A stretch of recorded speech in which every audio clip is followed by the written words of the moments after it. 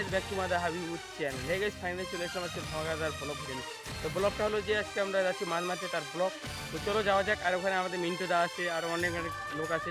তো চলো ভাইরাল লোক আছে, তো খতরনাক ব্লগ আসছে গাইস। তো চলো যাওয়া যাক। আর এখানে আমাদের জাল আছে, তো জালটা নিয়ে নেবো, এই পুকুরটা তো টান দেবো গাইস। তো বাট এটা বড় কথা না, বড় কথা হলো আগে জালটা নিয়ে আসা যাক। তো চলো যাওয়া যাক। তো গাইস ফাইনালি আমরা জাল নিয়ে চলে এসেছি। ভোটভুটি খারাপ হয়ে গেল, মোটর সাইকেলকে জাল ঢোয়াচ্ছে মামু। ইয়ে বয়।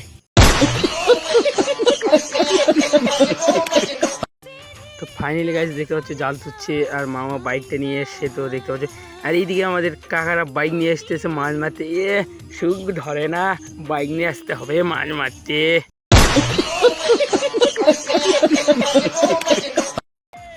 কোন মধু শুকে হাঁটতেছে আমাদের আবুলদা।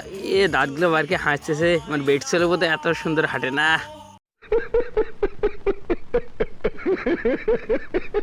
গাইজ হাসান গাই এমন রেগে গেছে, মনে হয় পাইলে বোধহয় হাতে ধরে পিটে পেয়ে গান চাটা কি বানিয়েছে। স্টাইল। তো গাইজ মিন্টু দা কি বলতেছে শোনো। কি হয়েছে, ভালো আছো? ভালো আছি।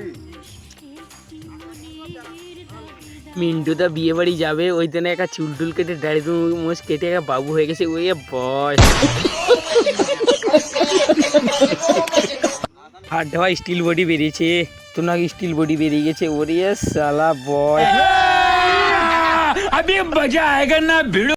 তো গাইস এক গাদা পানির মধ্যে আমরা কিভাবে হেঁটে আসতেছি দেখতে পাচ্ছ। আর এটি আমাদের সুখের নারী হাঁটতেছে দেখতে পাচ্ছি। ইরে বাবা,